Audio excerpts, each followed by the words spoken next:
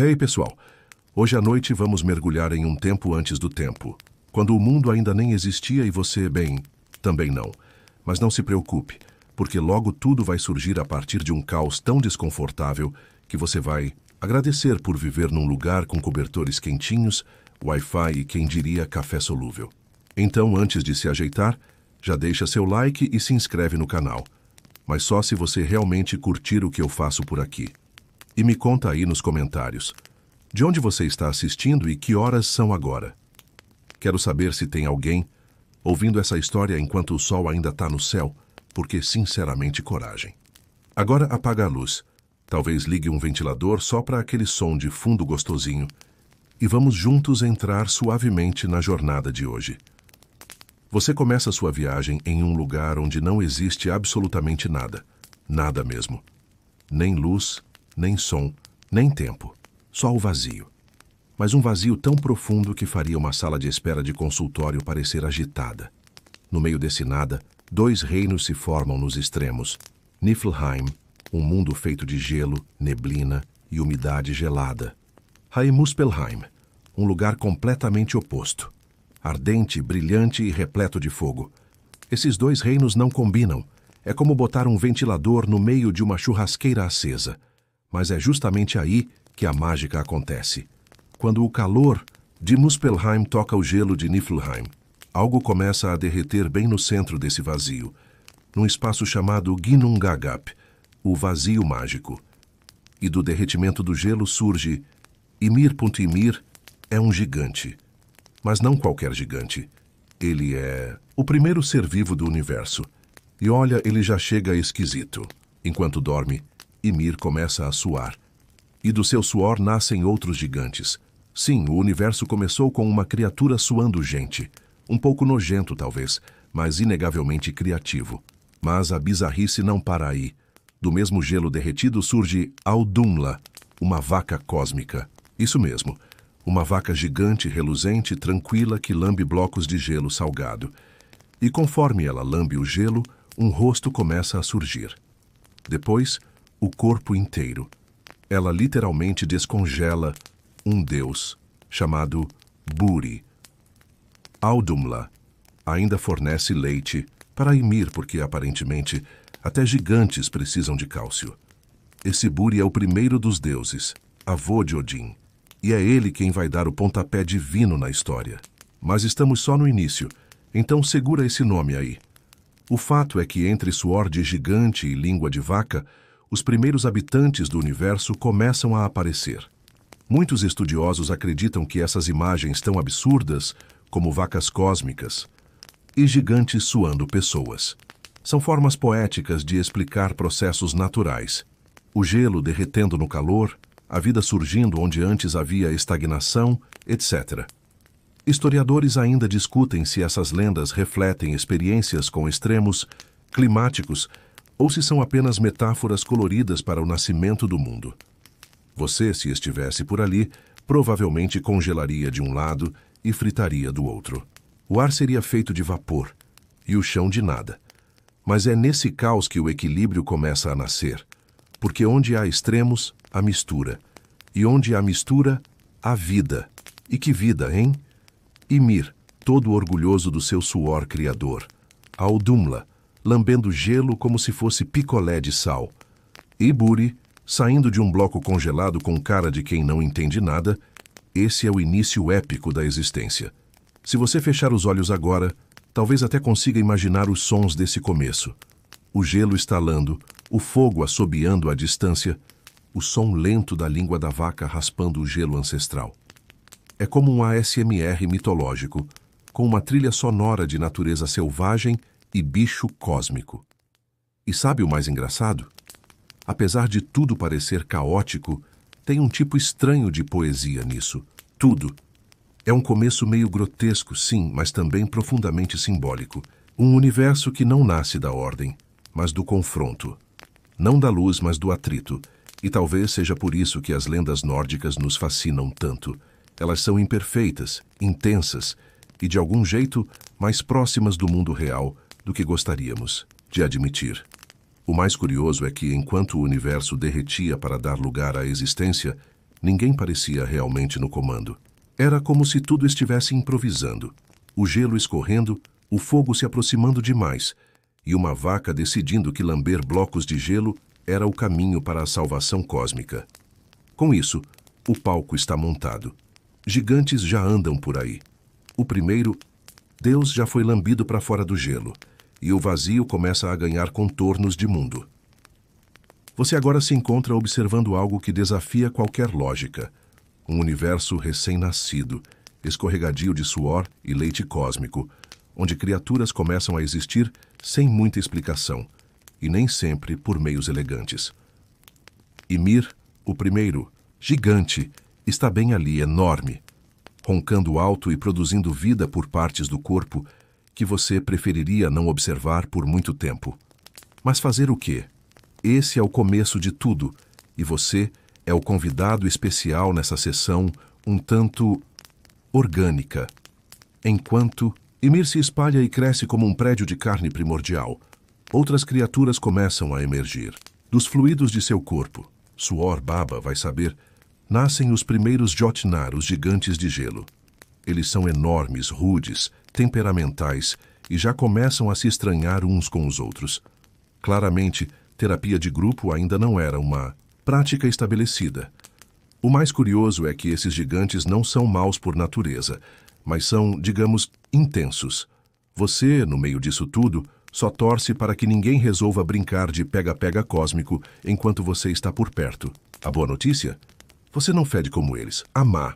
Eles ainda não decidiram se querem conversar ou te esmagar. E é aí que o universo dá uma guinada. Enquanto os Jotnar proliferam, o deus Buri, aquele que foi descongelado pela vaca cósmica, encontra uma esposa, de origem misteriosa, diga-se de passagem. E juntos eles geram Bor, que por sua vez se casa com uma gigante chamada Bestla. Deste casamento inusitado nascem 3 filhos, Odin, Vili e Vé. E aqui, meu caro ouvinte, é onde as coisas começam a tomar forma divina de verdade. Odin, Vili e Vé são diferentes. Não apenas porque são menores que os gigantes ou porque não suam gente dormindo. Eles têm algo raro nesse mundo: intenção. Eles observam o caos ao redor e decidem que está na hora de fazer alguma coisa a respeito. O universo precisa de estrutura, de forma, de propósito. E eles têm um plano nada simpático, diga-se de passagem. Eles olham para Ymir, aquele gigante dorminhoco que até então era praticamente o avô do mundo, e pensam: vamos usar isso aí como matéria-prima. Sim, eles vão matar Ymir. Afinal, não há criação sem sacrifício, pelo menos nessa mitologia. E como bons irmãos nórdicos, eles não fazem nada pela metade. E assim começa o primeiro assassinato cósmico da história. Odin e seus irmãos enfrentam Ymir e, de algum modo, vencem. Como exatamente? Ninguém sabe ao certo. Mas o resultado é brutal. O sangue de Ymir jorra em quantidades tão absurdas que afoga quase todos os outros gigantes, como se o universo tivesse sido lavado numa maré de hemoglobina. É a versão mitológica do limpa tudo. Do corpo de Ymir, os irmãos fazem literalmente o mundo. Seu sangue vira o mar, os ossos formam montanhas, os dentes viram pedras, os cabelos se tornam árvores e o crânio... Bem, o crânio é usado como o céu. Eles o sustentam com 4 anões, um em cada ponto cardial, chamados Nordri, Sudri, Austri e Vestri. Imagina só, você está ali de boa segurando um pedação de crânio celestial por toda a eternidade e ninguém te oferece nenhum café. Essa criação sangrenta é vista por estudiosos como uma metáfora potente da cosmogonia nórdica. O mundo nasce da destruição, da violência, do desequilíbrio sendo rearranjado. Historiadores ainda discutem se a figura de Ymir é um reflexo de rituais antigos de sacrifício ou uma alegoria para a transformação inevitável que vem com a mudança. Mas para os deuses, o importante é que agora há mundo. Uma grande bolha, feita de restos mortais e muito esforço divino. E não é qualquer mundo, é o Midgard, o lar dos humanos. Ou melhor, será. Por enquanto só existe a terra, os oceanos, as nuvens e as montanhas, tudo feito de um gigante que até pouco tempo só queria tirar um cochilo. e você observa isso tudo com uma estranha mistura de fascínio e horror. É lindo, mas é grotesco. É criativo, mas é também uma carnificina de proporções míticas. E a pergunta fica no ar: teria o universo nascido sem esse sacrifício? Ou será que até as divindades precisam aprender que não existe ordem sem cortar uns laços? Literalmente. Enquanto os três irmãos terminam de montar o cenário do que será a realidade, uma coisa fica clara: esse novo mundo é instável, frágil e, acima de tudo, sujeito às vontades de seres que têm poderes absurdos, mas nem sempre maturidade equivalente. No fim das contas, você se vê olhando para um mundo recém-formado, ainda pingando sangue metafórico, e se pergunta: isso aqui vai dar certo? Bem, vamos ver. Agora que o mundo foi criado com o corpo desmontado de um gigante, você poderia esperar um pouco de paz. Mas seria pedir demais, né? Afinal, estamos falando da mitologia nórdica. Aqui até uma vaca lambe gelo e isso desencadeia eventos cósmicos. Nomes. Meio desse novo universo, com mares de sangue de gigante e montanhas feitas de ossos, surge uma figura inesperada que muda tudo. Audhumla, a vaca cósmica, ainda está por aí, firme no seu ofício de lambedora oficial de blocos de gelo. E numa dessas sessões gastronômicas um tanto alternativas, ela revela o deus Buri, como você já viu. Só que agora Buri já tem netos correndo por aí. E o universo já foi montado tipo Lego mitológico. Mas vamos falar sobre Audhumla, com o carinho que ela merece. Sem ela, não teria Buri, não teria Odin, nem o mundo como conhecemos. Ou seja, o universo todo depende de uma vaca com língua persistente. Isso já dá uma ideia de que as prioridades divinas eram, digamos, criativas. Audhumla também produzia leite para alimentar o próprio Ymir. Sim, a mesma criatura que depois foi completamente desmembrada para virar montanhas e oceanos. É como se o universo tivesse sido amamentado e depois esculpido a partir do mesmo ser. É uma relação íntima, meio desconfortável, mas poética. Historiadores ainda discutem se a figura de Audhumla simboliza uma deusa-mãe esquecida ou se representa o princípio da nutrição universal, a ideia de que até as forças mais primitivas precisam de cuidado para prosperar. Seja como for, ela é uma das figuras mais subestimadas da mitologia nórdica e com certeza merecia um spin-off. Enquanto isso, o tempo começa a ganhar forma. Sim, porque antes só existia o eterno presente do caos, mas agora os ciclos naturais surgem. Dia e noite, sol e lua, estações, ventos. Tudo começa a seguir um ritmo. Um ritmo estranho, regido por forças ainda não muito bem definidas, mas que aos poucos vai lembrando algo que você poderia chamar de realidade. E com esse novo mundo tomando forma, Odin e seus irmãos percebem que só terra e mar não bastam. Falta algo essencial, seres conscientes. Algo que ande por aí, admire as árvores feitas de cabelo de gigante e questione por que está ali. Então, eles criam dois humanos, Ask e Embla. Agora, segura essa parte. Ask foi feito de um tronco de freixo e Embla de um tronco de olmo. Isso mesmo. Eles eram literalmente troncos de árvore achados na praia. Nada de barro, costela, nem sopro divino dramático. Só três deuses olhando uns gravetos e pensando: vamos dar vida nisso aqui? E não é que deu certo? Eles deram. Alma, pensamento, movimento, e fala a esses dois pedaços de madeira, e pronto temos o primeiro casal humano do mundo nórdico. Ask e Embla ganham Midgard como lar, a terra do meio, cercada por oceanos e protegida de tudo que é bicho estranho lá fora. Basicamente um condomínio cercado de monstros. Mas, sinceramente, o começo da humanidade aqui é humilde. Duas árvores transformadas em gente, vivendo num mundo feito de carne celestial reciclada. Nada glamuroso, mas com bastante personalidade. Você assiste isso tudo meio de canto, tentando entender como essas criaturas feitas de madeira conseguiram não apenas existir, mas conversar. E mais, se apaixonar, construir sociedade, reproduzir e, eventualmente, criar um caos proporcional ao dos deuses que os criaram. A criação de Ask e Embla mostra um contraste curioso. Enquanto o mundo nasceu do sacrifício brutal, os humanos nascem de algo leve, quase acidental.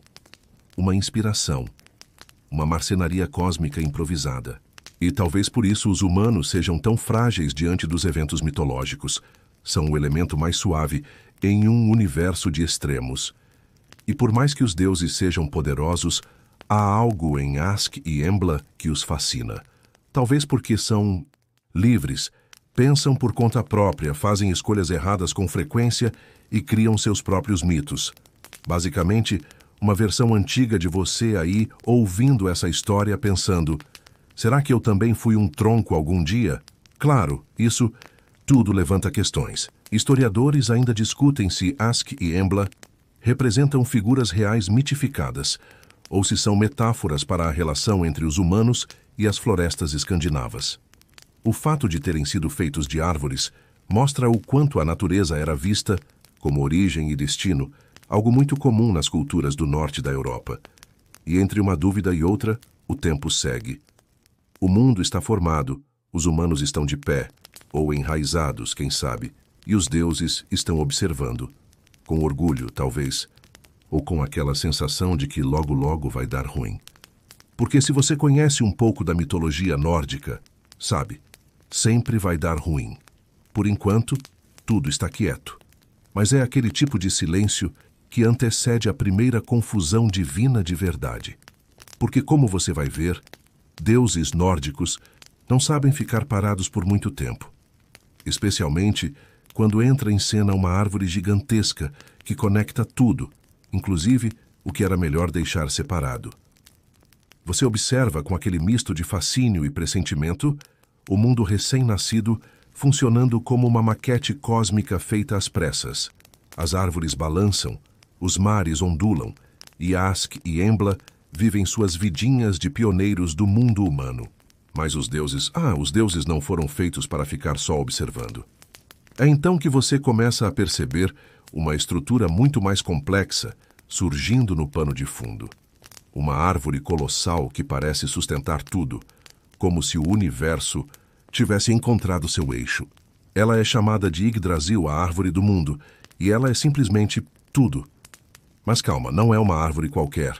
Ela conecta 9 mundos, isso mesmo, 9, cada um com suas criaturas, suas regras e seus problemas. Pense nisso como um multiverso raiz, literalmente.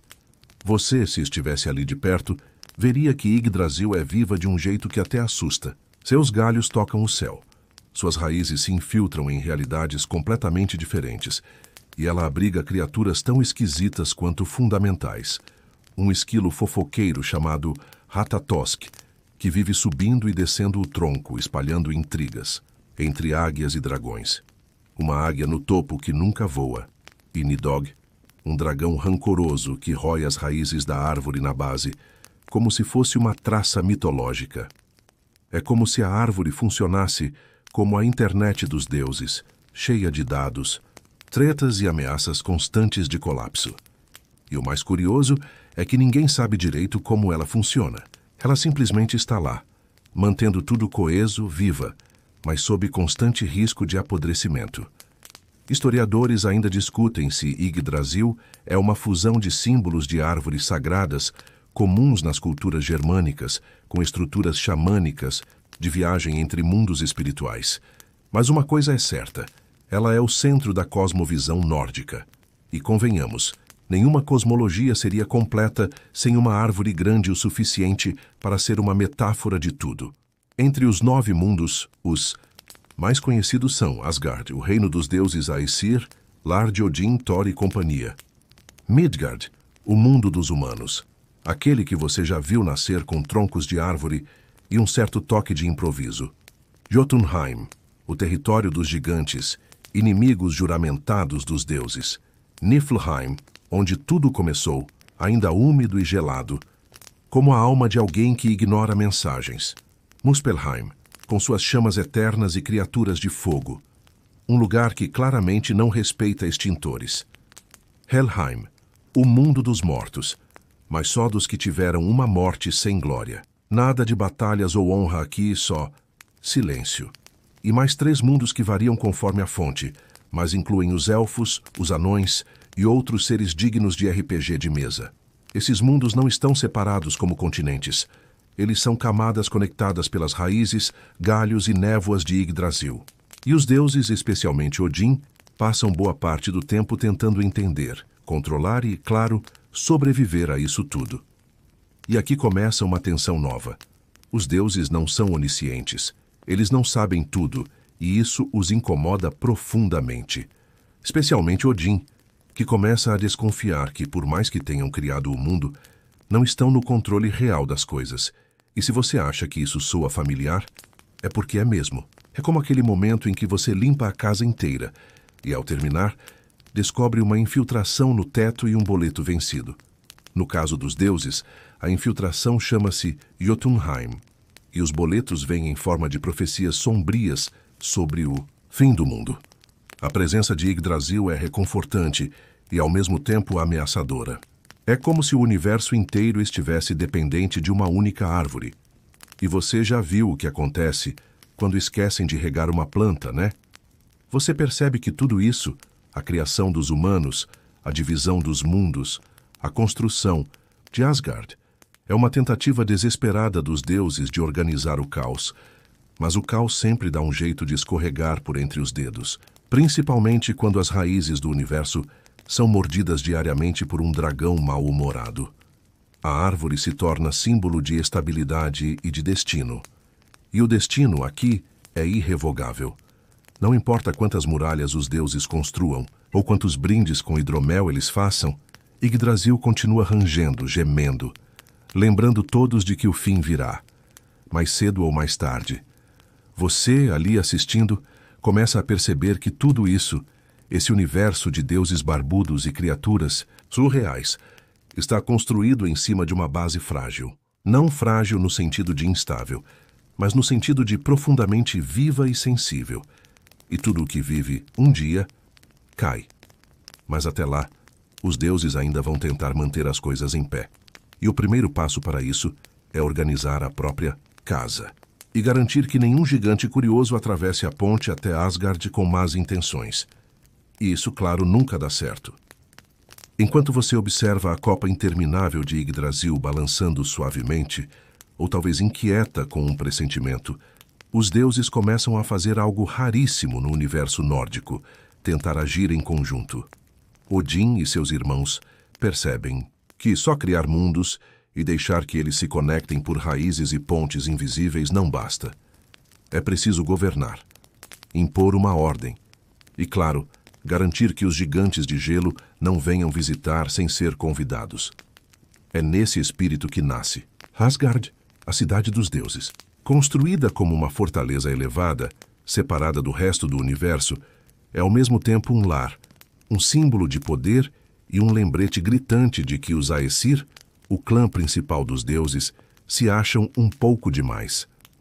Para chegar até lá, só existe uma rota, a ponte Bifrost, um arco-íris flamejante que conecta Midgard a Asgard.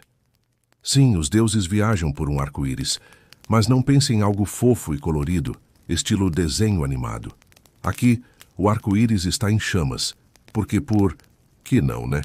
E quem guarda essa ponte? Um deus chamado Heimdall, que ouve tudo, vê tudo e quase nunca pisca.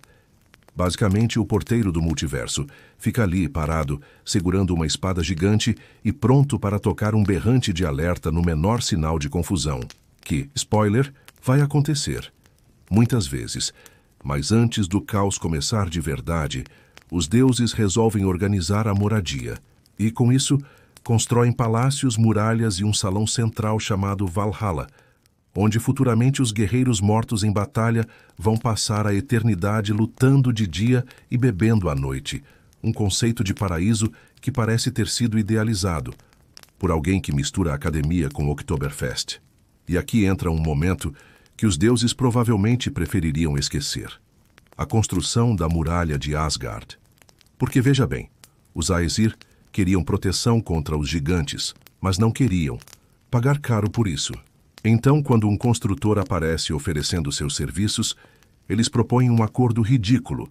Ele teria que terminar tudo em menos de um ano, sozinho, e poderia pedir como pagamento a deusa Freia, além do sol e da lua.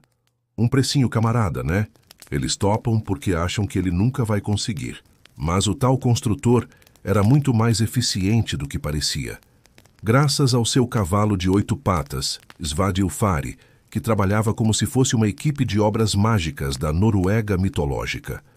E de repente, os deuses entram em pânico, porque o cara vai terminar. E com isso vão perder Freia, o Sol e a Lua. Basicamente 80% da estética do Instagram mitológico. Então, o que eles fazem? Chamam o velho conhecido das encrencas, Loki. Loki, até então uma figura tolerada, era conhecido por sua inteligência, seu sarcasmo afiado e sua capacidade de gerar problemas mais rápido do que você consegue dizer plot twist. Ele aceita ajudar e resolve a situação da forma mais Loki possível. Se transforma em uma égua e seduz o cavalo do construtor. Sim, é isso mesmo que você ouviu. Loki, na forma de égua, corre com o cavalo para longe, fazendo o construtor perder o prazo.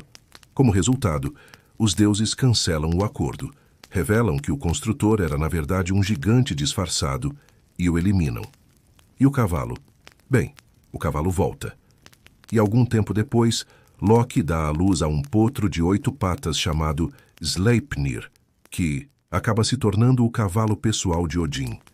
Ou seja, além de ser o agente do caos, Loki agora também é mãe. Historiadores ainda discutem se esse mito reflete tradições xamânicas em que figuras divinas mudam de forma e gênero, ou se é apenas o senso de humor peculiar dos escandinavos antigos. A verdade é que poucas mitologias teriam coragem de incluir um deus trapaceiro, engravidando como égua e saindo disso com um cavalo épico. A essa altura, você já entende. Os deuses são poderosos, sim, mas têm uma tendência preocupante de tomar decisões impulsivas e depois chamar Loki para consertar. E Loki, bem, ele nunca conserta nada sem criar mais 3 novos problemas no processo. E assim Asgard se fortalece. Muralhas erguidas, portões protegidos, a ponte vigiada, salões construídos.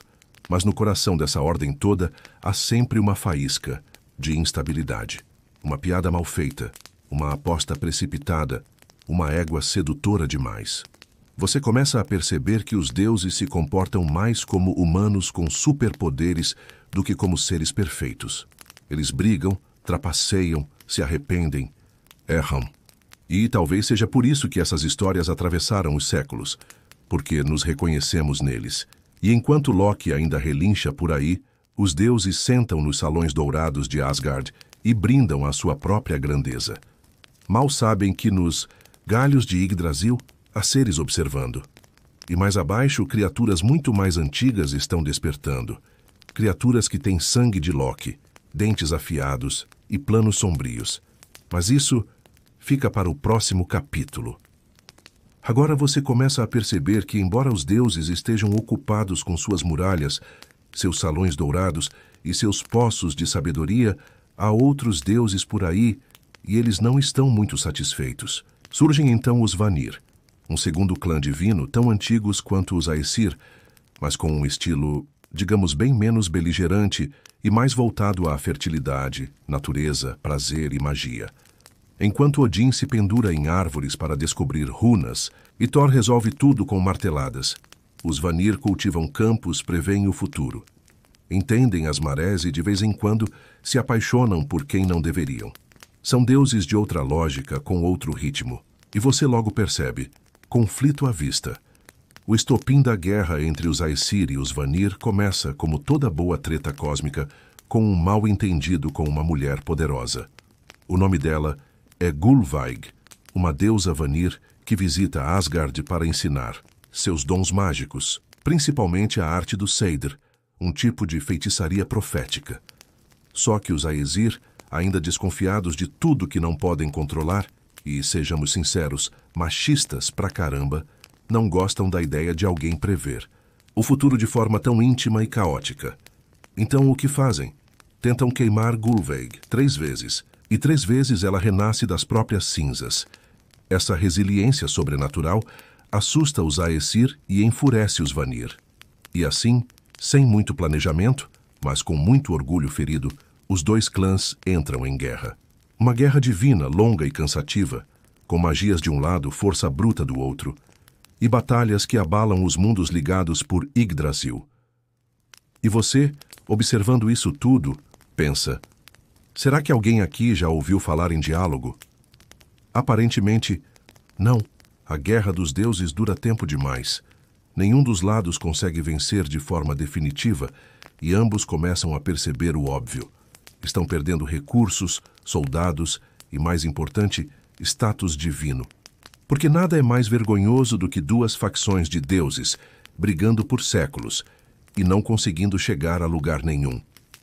Historiadores ainda discutem se essa guerra representa a fusão de duas tradições religiosas antigas, uma mais voltada ao culto de guerreiros Aesir e outra mais próxima da terra e das práticas agrícolas Vanir. O que sabemos é que essa fusão deu origem a um dos acordos mais estranhos da mitologia nórdica. Cansados de tanto conflito, Aesir e Vanir decidem fazer as pazes.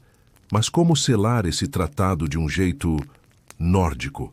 Simples, trocando reféns. Os Aesir enviam Hoenir e Mimir para os Vanir, e os Vanir enviam Njord e seus filhos, Frey e Freya, para viver em Asgard. Adivinha o que acontece? Os Vanir percebem que Hoenir só funciona em companhia de Mimir, e que sem ele, Hoenir só fica olhando para o horizonte dizendo frases vagas tipo "vamos conversar depois". Como resultado, os Vanir, irritadíssimos, cortam a cabeça de Mimir e a mandam de volta aos Aesir. E o mais louco, Odin simplesmente preserva a cabeça com magia e continua consultando Mimir como se nada tivesse acontecido. Mas não para por aí. Para selar de vez a trégua, os dois lados cospem num jarro. Sim, você ouviu certo. Cospem. Todos. Um por um. E do conteúdo mágico e nojento desse pote de cuspe, nasce um deus, Kvasir, símbolo da sabedoria e da conciliação. Você provavelmente já está pensando que esse povo tem um jeito muito próprio de resolver desavenças. E tem mesmo. Mas o mais curioso é que, depois dessa paz meio pegajosa, os Vanir se adaptam bem à vida em Asgard. Njord se torna o deus dos mares e da navegação. Frey se torna associado à fertilidade e às boas colheitas. E Freya, Freya, é praticamente uma celebridade. Deusa da beleza, do amor, da guerra e da magia. A integração dos Vanir à vida dos Aesir é tensa no começo, mas vai se tornando produtiva. É como se o universo tivesse entendido que precisa de equilíbrio entre força e intuição, entre conquista e crescimento, entre o martelo de Thor e as flores de Frey. Você observa essa nova dinâmica e percebe como os deuses são essencialmente contraditórios. Brigam por orgulho, mas sabem quando recuar. Usam a magia para criar, mas também para destruir. São divinos, mas profundamente humanos em seus conflitos, suas inseguranças e suas soluções esquisitas. E aí, quando tudo parece estar entrando, nos eixos, sem guerras, sem pontes queimadas, literalmente, sem mais cabeças voadoras, você sente que algo está prestes a bagunçar tudo de novo, porque tem um certo deus trapaceiro que andou quieto demais. A essa altura, você já deve ter notado um padrão. Sempre que tudo parece estar em harmonia, Loki entra em cena. E não do jeito discreto, não. Loki é aquele tipo de presença que você sente antes mesmo de ouvir, como um trovão distante ou um gato que olha fixamente para um canto escuro da sala. Pois é, Loki voltou. E dessa vez ele não está apenas aprontando disfarçado de égua ou criando problemas com piadas. Ele está infiltrado na política divina, se fazendo de amigo dos Aesir, sorrindo demais nos banquetes e, claro, plantando pequenas sementes de caos aqui e ali. Nada muito explícito, ainda. Mas primeiro, vamos falar daquilo que ninguém esquece. A cabeça de Mimir. Lembra dela? Aquela que foi decepada pelos Vanir e enviada como brinde de reconciliação? Pois então, Odin não só preservou a cabeça com magia, como agora consulta Mimir regularmente para tomar decisões importantes. É como ter um oráculo falante de bolso, um pouco mórbido, mas muito útil. Só que nem todos os deuses gostam da ideia de que as grandes decisões vêm de uma cabeça cortada. E Loki? Ele não perde a chance de cutucar essa ferida, literalmente e metaforicamente. Começa a fazer piadinhas em voz alta, comentários sarcásticos, e insinua que talvez ouvir vozes do além não seja um traço muito confiável para um líder. Você observa a tensão crescer como uma panela de pressão divina. E a coisa piora quando Odin tenta mostrar que está no controle, criando uma nova figura para manter a ordem e o conhecimento. Kvasir, o deus nascido do pote de cuspe. Lembra dele? Kvasir é diferente. Sábio, gentil, calmo. Viaja pelos mundos compartilhando conhecimento, como um professor itinerante com superpoderes. Só que, claro, a bondade absoluta não dura muito na mitologia nórdica. Durante uma visita aos anões Fialar e Galar, Kvasir é morto. Simplesmente assim. Os anões o atraem, matam, drenam seu sangue e o misturam com mel para criar o hidromel da poesia, uma bebida que concede sabedoria e inspiração a quem a consome. É tipo um suco literário feito de um deus assassinado. E por que fizeram isso? Porque queriam o poder da inspiração só para eles. Mas como toda má ideia nessa mitologia, isso também sai do controle. Os anões acabam entregando o hidromel ao gigante Sutung, que o guarda numa montanha protegida por sua filha Gunnlod. E aí começa uma das tramas mais elaboradas de Loki. Quer dizer, de Odin. Mas se Loki não estava envolvido, ele ao menos estava rindo escondido em algum canto. Odin decide que quer o hidromel de volta. E para isso, se transforma num camponês. Finge trabalhar para o irmão de Sutung. Ganha confiança. É levado até a montanha, seduz a filha do gigante, por que não? E bebe todo o hidromel em 3 goles, transformando-se numa águia para escapar voando. Você assiste essa sequência de eventos com a sensação de estar vendo um filme de espionagem, romance e corrida aérea ao mesmo tempo. Tudo isso só para que no fim das contas parte do hidromel caia da boca de Odin durante a fuga. E essa parte, segundo a tradição, é o que inspira os poetas medíocres. Historiadores ainda discutem se o hidromel da poesia representa o poder, ritual do álcool fermentado em cerimônias religiosas, ou se é uma metáfora para o talento artístico como dom divino, e às vezes como acidente. Enquanto isso, Loki observa, sempre observando.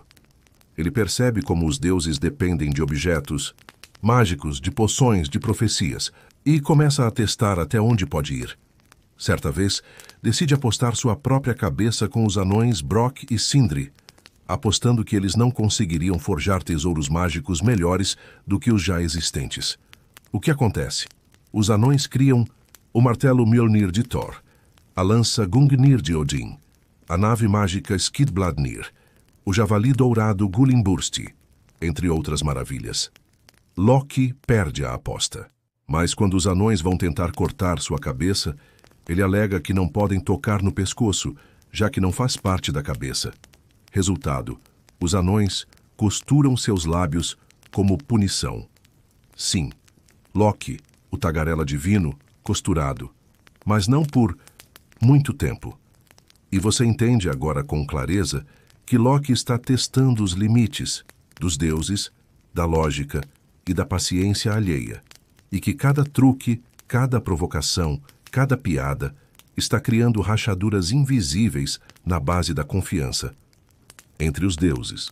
Mas Loki não está só aprontando, ele também está reproduzindo, porque em algum lugar entre suas transformações e travessuras, ele gera 3 filhos que vão mudar o curso da história divina. Jormungandr, a serpente que circunda o mundo. Fenrir, o lobo gigantesco. E Hel, a deusa dos mortos. Eles são o que você chamaria de crianças com potencial. Mas e o bom? Vamos falar mais deles depois. Por ora, fique com essa imagem. Um universo onde até o caos tem herdeiros. E o maior problema ainda está por vir. O universo começa a tremer suavemente. Não é um terremoto, não é um rugido nos céus. É algo mais sutil, como um pressentimento. Você sente isso porque os filhos de Loki não são filhos comuns. Eles carregam em si um tipo de desequilíbrio que nem mesmo os deuses conseguem ignorar. E, inevitavelmente, tentam resolver o problema da única maneira que conhecem. tentando controlar o incontrolável. O primeiro deles é Jormungandr, a serpente do mundo. Você a veria ainda pequena, o que nesse caso significa algo do tamanho de um navio médio escorregando pelas águas de Midgard, crescendo com uma velocidade absurda e já começando a morder o próprio rabo. Sim, ela circunda o mundo inteiro. Um símbolo de eternidade, dizem alguns.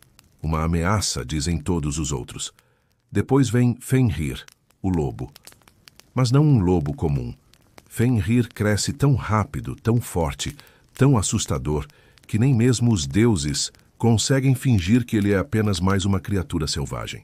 E o pior, ele fala, sim, ele fala como um deus, tem consciência, tem orgulho, e sabe que está sendo observado com medo. Odin, claro, consulta a cabeça de Mimir, e a resposta não é nada reconfortante. Fenrir vai crescer, se libertar, devorar tudo no caminho, incluindo o próprio Odin. E é aí que começa a tragédia. Deuses decidem que não podem matar Fenrir, afinal ele não fez nada ainda, mas também não podem deixá-lo solto, então fazem o que qualquer deus sensato faria. Tentam prender o lobo mais poderoso do universo com correntes. As primeiras tentativas falham de forma cômica. Fenrir quebra as correntes como se fossem barbante. Rindo. Sim, rindo.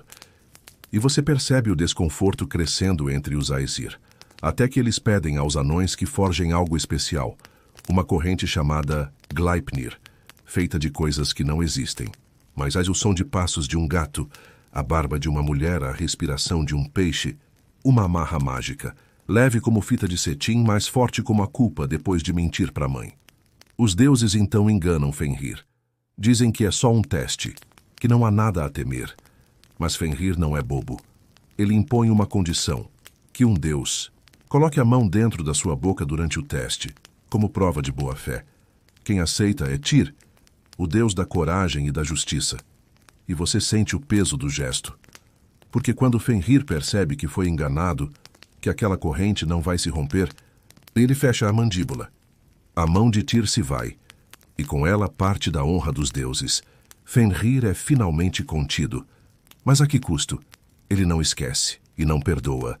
Enquanto isso, no limiar entre os mundos, surge a terceira filha de Loki, Hel. Diferente dos irmãos, ela não é uma ameaça explícita, mas carrega em si algo ainda mais difícil de lidar. A morte em estado puro. Metade viva, metade cadáver. Hel é enviada por Odin para governar Helheim, o reino dos mortos que não morreram em batalha. É um exílio disfarçado de promoção, mas Hel o aceita. E lá, em seu reino frio e silencioso, ela se torna rainha, do que ninguém quer encarar. Todos aqueles que morrem de velhice, doença, tristeza ou acidente, todos os que não vão para Valhalla, acabam sob os cuidados de Hel. E assim, num piscar de olhos divino, o caos que os deuses tentaram controlar está agora espalhado. Uma serpente que envolve o mundo, um lobo que um dia se libertará e uma deusa que governa os mortos em silêncio absoluto. Historiadores ainda discutem se esses três filhos de Loki representam forças naturais inevitáveis, como tempo, morte e destruição, ou se são apenas reflexos da dualidade de Loki, que une criação e ruína num mesmo sorriso. O que é certo é que, desde a chegada deles, o universo não é mais o mesmo. Você, assistindo a tudo, sente que há uma rachadura invisível que se abre lentamente entre os deuses, não por culpa direta de Loki, mas por aquilo que ele gerou, por aquilo que ele revelou, que até os deuses têm medo, e que o futuro deles não está sob controle. Mas, como sempre, os deuses escolhem seguir em frente. Continuam os banquetes, continuam as festas, continuam fingindo que não ouviram as profecias, que Fenrir vai continuar preso, que Jormungandr não vai crescer mais, que Hel não vai exigir nada. Você sabe que estão errados. No ar algo diferente. Não é exatamente tensão, pelo menos não daquelas explosivas. É mais como uma inquietação silenciosa, um zumbido no fundo da mente, como se o próprio universo sussurrasse: a calmaria está acabando. E não. É à toa. Porque enquanto os deuses seguem em suas rotinas divinas, a arrogância começa a crescer. E junto com ela, a necessidade quase infantil de provar, a todo instante, que são os maiores, os mais fortes, os mais importantes. Começa assim. Asgard está em pleno funcionamento, e os deuses estão entediados. Um tédio perigoso. Thor anda por aí com seu martelo Mjolnir, testando sua força em qualquer coisa que se mova. Freya, bela e misteriosa, desperta paixões em praticamente todas as criaturas com mais de 2 neurônios. E Odin? Odin observa, sempre observa. Mas a primeira grande confusão surge por uma mistura de vaidade e má interpretação de sinais. E claro, por Loki, com aquele sorriso que nunca sabe se é de charme ou de sarcasmo, resolve fazer uma brincadeira, ou talvez uma aposta pessoal. Esconder o martelo de Thor. Sim, aquele martelo sagrado, poderoso, que volta como um bumerangue, e que sem ele, Thor basicamente vira só um fisiculturista irritado com um cinto de utilidades. Thor acorda e percebe que Mjolnir desapareceu. Entra em pânico. Procura embaixo da cama, no cofre mágico, na sauna dos deuses. Nada. Então corre para Odin, que consulta a cabeça de Mimir. E lá está a resposta. O martelo foi roubado por um gigante chamado Thrym, que exige Freya em casamento como resgate. Você, observando isso, já imagina a reunião em Asgard. Thor gritando, Freya espumando de raiva, Loki com aquela cara de ups. A solução encontrada? Disfarçar Thor de Freya e mandá-lo para o casamento. Sim, Thor se veste de noiva, com véu, vestido e tudo. Loki, claro, vai junto, disfarçado de dama de companhia. E você começa a entender por que essa mitologia nunca é entediante. Durante o banquete nupcial, Thrym começa a desconfiar. Afinal, a noiva devora um boi inteiro, 8 salmões e 3 barris de hidromel. Quando ele tenta levantar o véu, Loki rapidamente inventa que Freya está nervosa. Não dorme há dias de tanta emoção. E no momento exato da cerimônia, Thor pega o martelo, que havia sido trazido como presente de casamento, e faz o que sabe fazer melhor, acaba com tudo à martelada. Essa história, que poderia ser apenas uma piada divina, revela algo mais profundo. Os deuses estão ficando reféns de seus próprios símbolos. Sem o martelo, Thor perde poder. Sem o anel Draupnir, Odin perde status. Sem o colar Brisingamen, Freya perde autoridade. E aí começa uma espécie de coleção compulsiva de objetos mágicos. Cada deus busca possuir artefatos que reforcem sua posição.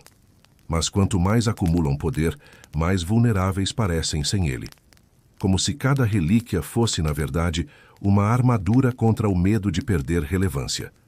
Enquanto isso, do outro lado dos mundos, os gigantes observam, sempre atentos, sempre esperando, porque sabem que os deuses, mesmo com todos os seus brinquedos mágicos, estão divididos, e que, no fundo, a arrogância é sua fraqueza mais exposta. Historiadores ainda discutem se essas histórias de travessias, disfarces e objetos encantados são ecos de práticas rituais antigas ou apenas formas de satirizar os próprios líderes tribais escandinavos. Mas para você que acompanha tudo isso, como se assistisse de uma varanda suspensa no tempo, fica claro. Os deuses estão começando a perder o controle da própria narrativa. E, claro, Loki continua por perto, sempre observando, sempre testando. Porque no fundo ele sabe, quanto mais poder um deus acumula, mais frágil ele se torna. E quando a fragilidade for grande o bastante, basta um empurrão para que tudo desabe. Você sente que esse empurrão está se aproximando. Mas antes disso, ainda tem tempo para mais uma desavença. Um juramento quebrado, um convite negado, uma travessura que acaba virando tragédia. Porque, como você verá a seguir, o verdadeiro ponto de virada ainda não aconteceu, mas está prestes. Não existe paz duradoura em Asgard. Existe pausa. Existe silêncio entre 2 trovões. Existe o tempo exato que a calmaria leva para se transformar em desastre. E o próximo desastre começa com uma brincadeira. Daquelas que ninguém ri no final. Tudo gira em torno de Baldur, o deus da luz, da beleza, da justiça e, como dizem alguns mitos, da perfeição. Baldur é o filho preferido de Odin e Frigg, e parece brilhar até quando está parado. Todos o amam, até mesmo os inimigos o respeitam. Ele é o tipo de ser que traz esperança só de existir. Um lembrete de que nem tudo precisa ser conflito, martelo ou veneno, mas é aí que mora o problema. Baldur começa a ter sonhos. Sonhos com sua própria morte. E quando um deus começa a sonhar com o fim, todos os outros entram em alerta. Frigg, a mãe protetora, entra em ação. Ela faz um pacto com todas as coisas do mundo. Pedras, animais, plantas, doenças, armas. Tudo jura que jamais fará mal a Baldur. Um a um, todos prometem. Todos, exceto um pequeno detalhe que ela ignora. O visco, uma plantinha frágil e aparentemente inofensiva. Frigg achou que não era necessário. E como era de se esperar, Loki estava ouvindo. Loki, com sua atenção aguçada e senso de humor ácido, vê nesse furo do contrato divino a oportunidade perfeita.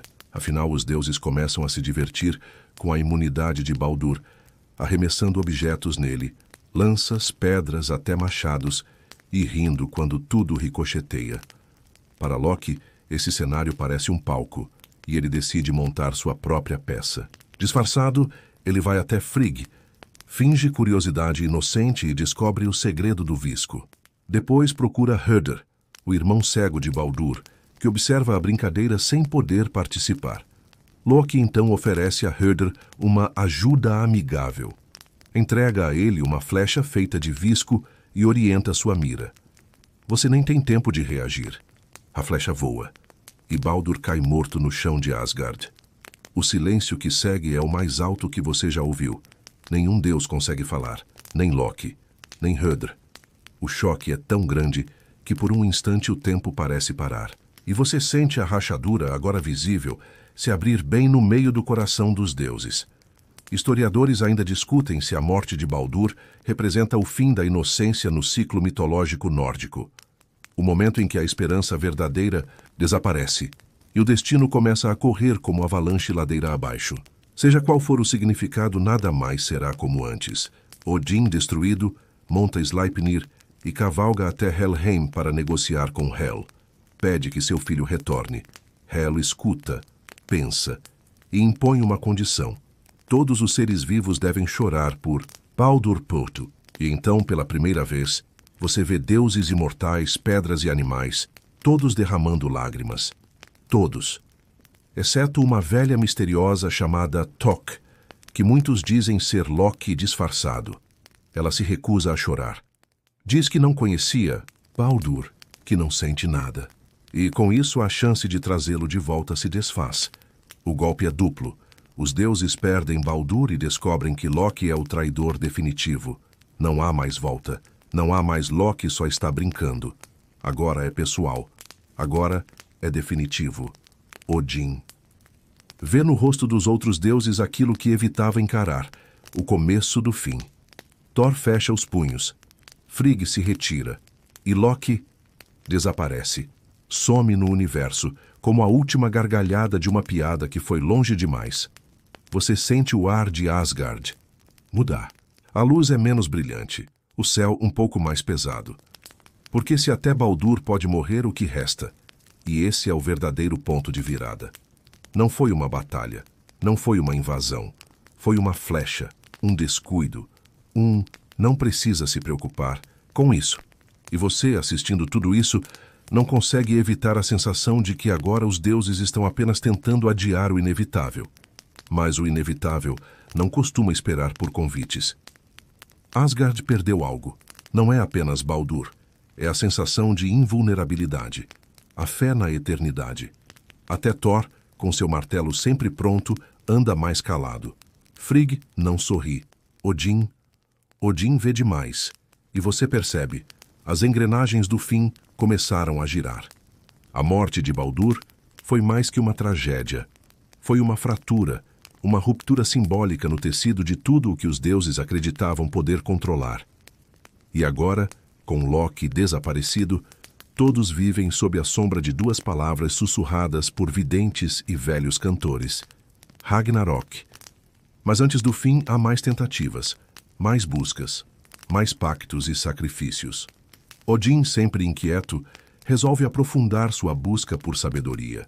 Ele não quer apenas saber o que vai acontecer, ele quer entender o porquê e, acima de tudo, se há alguma chance de evitar. Então parte em jornada para consultar uma das fontes mais antigas do conhecimento.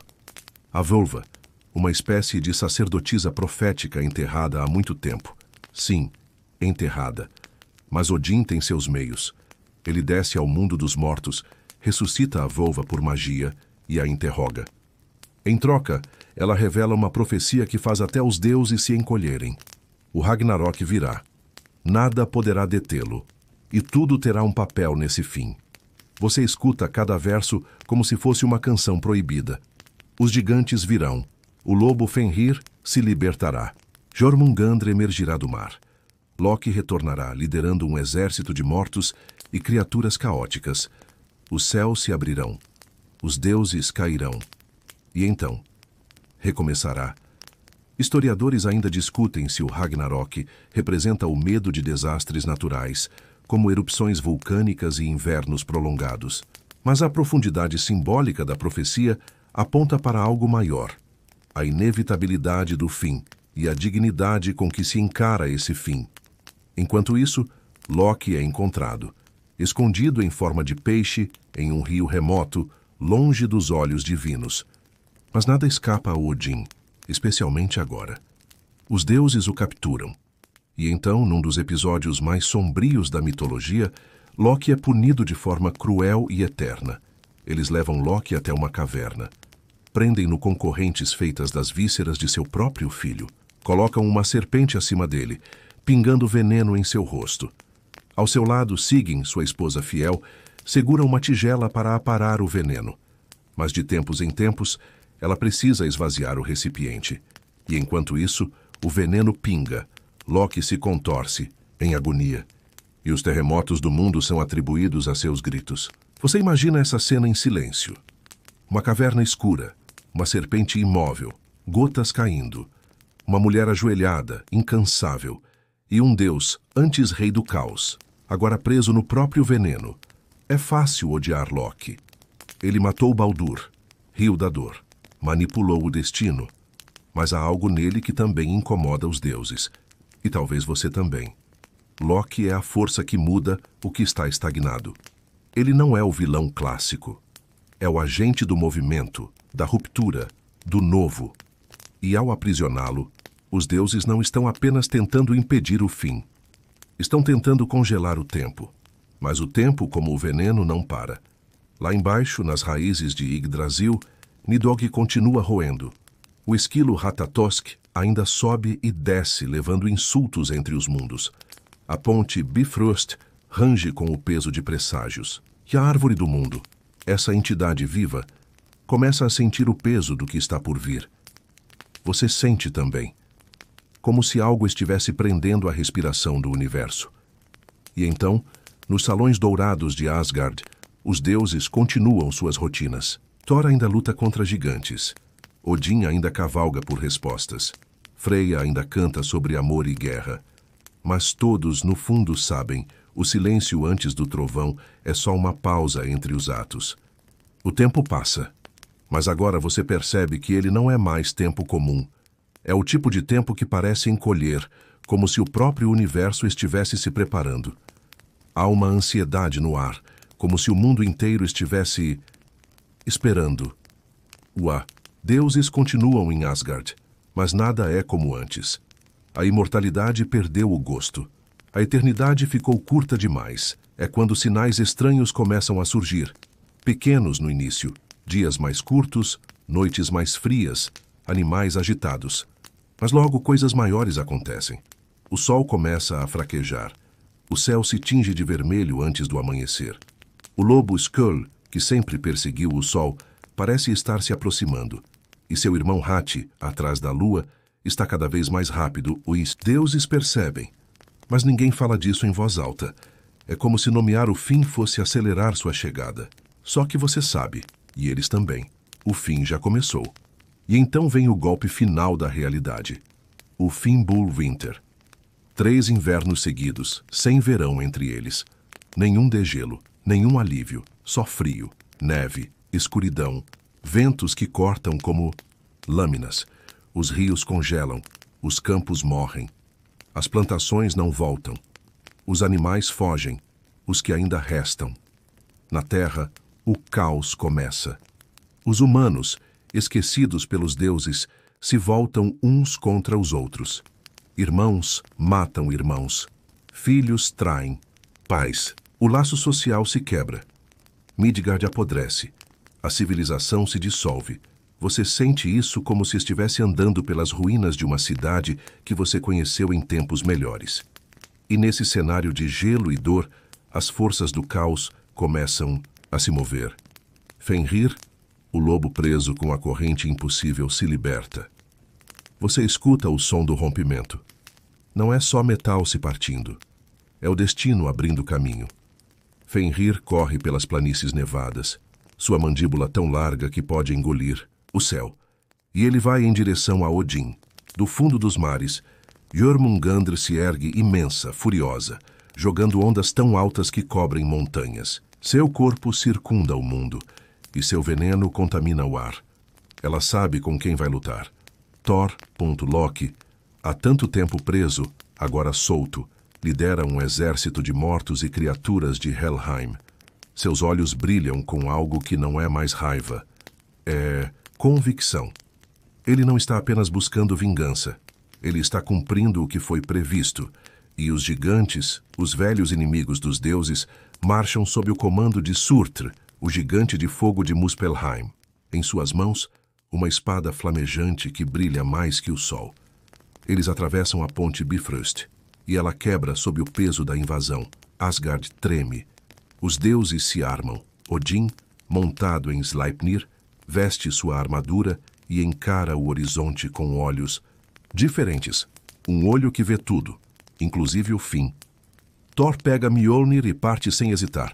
Frey, o deus da fertilidade, prepara-se para lutar Surtr sem sua espada mágica, que ele havia entregue por amor. Heimdall, o guardião da ponte, ergue, a trompa Gjallarhorn e assopra. O som ecoa por todos os mundos. É o início do Ragnarok. Historiadores ainda discutem se esse mito foi um modo que os povos nórdicos encontraram para lidar com os ciclos inevitáveis da natureza. A morte do inverno, o renascimento da primavera. Outros acreditam que seja um reflexo da angústia humana diante do destino. A ideia de que até os deuses devem cair para que algo novo nasça. Você agora está no centro disso tudo. Não como um guerreiro, não como um deus, mas como testemunha. Uma presença que vê e compreende. E nesse momento você percebe, o Ragnarok não é só destruição, é renovação, porque tudo precisa acabar para recomeçar, até o eterno. No campo de batalha, os exércitos se alinham.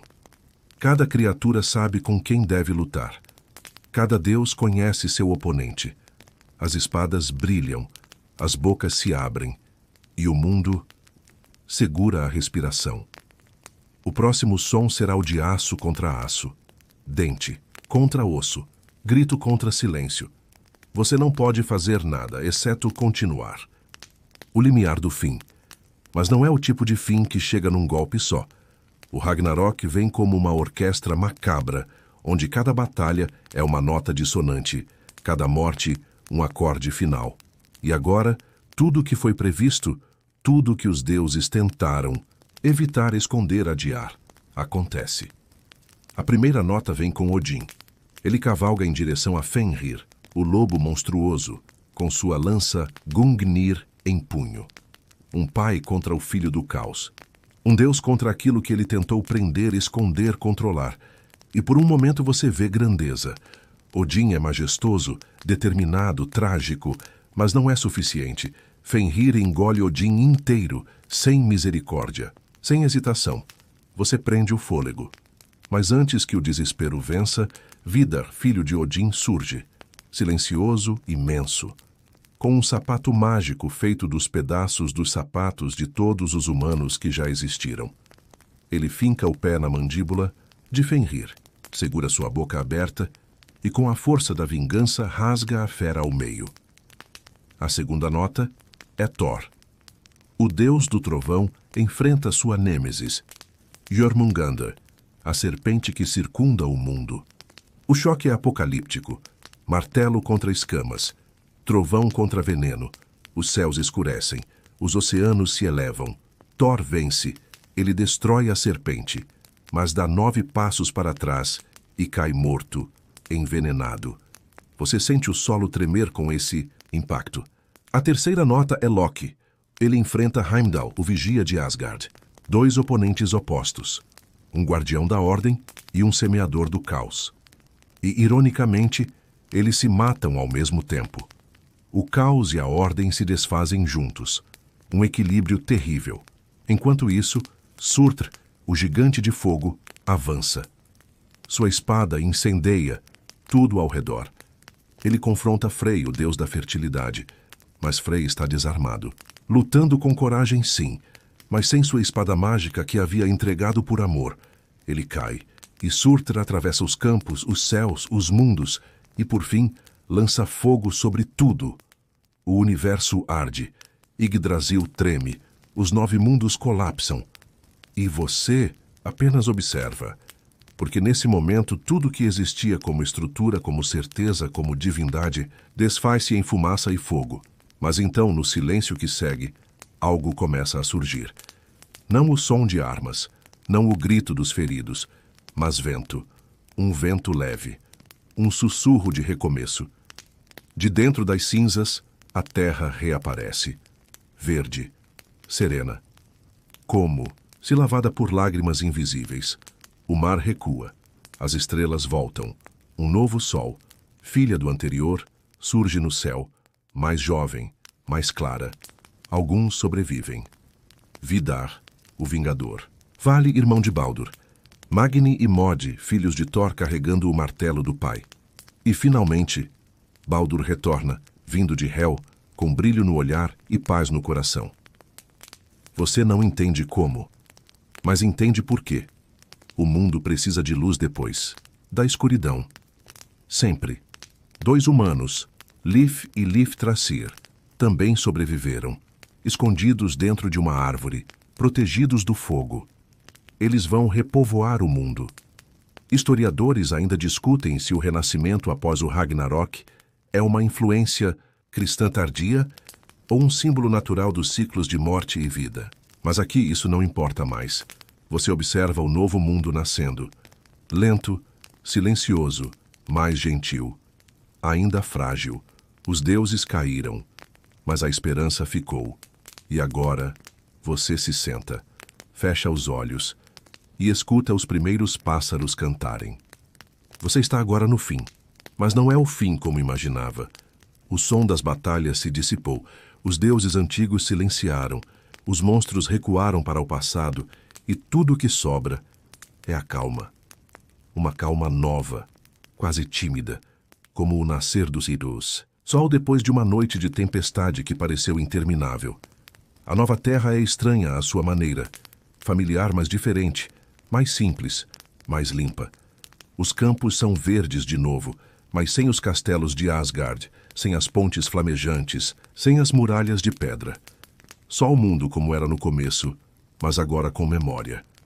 Como se a própria terra lembrasse do que foi perdido e do que pode ser reconstruído. Você vê Lif e Liftrasir, os 2 humanos sobreviventes, emergindo da proteção das árvores. Seus olhos são grandes, assombrados, mas também cheios de esperança. Eles não falam muito, apenas olham o mundo. Ao redor, pegam as mãos um do outro e começam a caminhar.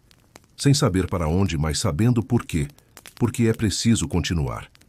Mais adiante, os novos deuses se reúnem. Não são os mesmos de antes. Baldur brilha como nunca. Agora livre da sombra da profecia, sua presença é leve, quase curativa. Ele não fala de vingança, não fala do que perdeu. Só escuta. Vidar, calado, mantém-se firme, como uma raiz, antiga. Magni e Mod, com o martelo de Thor, brincam entre si, como irmãos que ainda não sabem o peso do que herdaram. As runas reaparecem nas pedras. O mar se acomoda em novas margens. Os ventos sopram sem pressa. E Yggdrasil, a grande árvore do mundo, mesmo que ferida, permanece de pé. Talvez menor, talvez mais torta, mas viva. Você começa a entender finalmente o que os antigos mitos tentavam dizer. Nada é eterno, nem mesmo os deuses. Mas existe algo que sobrevive à queda dos céus e ao fim do tempo: o recomeço. Não há tronos dourados nem trovões no horizonte. Só a promessa de que, mesmo após a destruição, há beleza no que pode florescer das cinzas. E que essa beleza, frágil como o broto de uma flor, talvez seja mais sagrada do que qualquer espada flamejante ou martelo divino. Você se senta em uma pedra quente pelo sol recém-nascido. Fecha os olhos. Escuta o mundo respirando. Um mundo que não precisa mais de heróis, só de cuidado, só de tempo.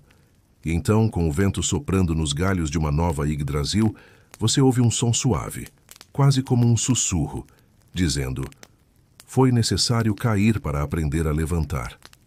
E você entende. Tudo valeu a pena. Agora que a última chama se apagou e o silêncio voltou a envolver o mundo, você permanece ali, sereno, presente, inteiro. Não como quem venceu uma guerra, mas como quem compreendeu a profundidade de tudo que foi, tudo que caiu e tudo que ainda virá. Respire fundo. Sinta o ar limpo desse novo começo. Ele não traz o peso dos deuses antigos, nem o cheiro da fumaça das batalhas. Traz um frescor que lembra o orvalho nas folhas pela manhã, o ranger suave de galhos ao vento, o som distante de água correndo entre pedras. Os sons são mais lentos, agora, mais espaçados, mais suaves. Você não precisa entender todas as perdas, nem carregar todos os nomes. Os deuses, com sua glória e sua queda, cumpriram seu papel. O universo se reorganizou. E você, de algum modo, sempre esteve aqui, ouvindo, sentindo, aprendendo. Agora tudo desacelera. Não há mais prazos, não há mais perigo. Só um mundo que repousa, como se a própria terra respirasse devagar, cobrindo-se de musgo e céu, estrelado. Você caminha sem pressa. Os pés tocam o chão com leveza, cada passo é acolhido. A brisa te envolve como um manto. A noite chega sem anunciar, e com ela, o sussurro de um descanso merecido. Feche os olhos por um instante. Deixe que o corpo afunde um pouco mais. O travesseiro está mais denso. O som mais distante e o tempo mais lento. Não há mais nada que você precise fazer agora. Nenhuma história para recontar. Nenhuma memória para proteger. Você está seguro. Você está em paz. Imagine uma única estrela no céu, brilhando por entre galhos altos. Imagine o som de folhas secas dançando com o vento. Imagine uma luz morna acesa dentro do peito e que ela nunca se apaga. Assim termina esta jornada.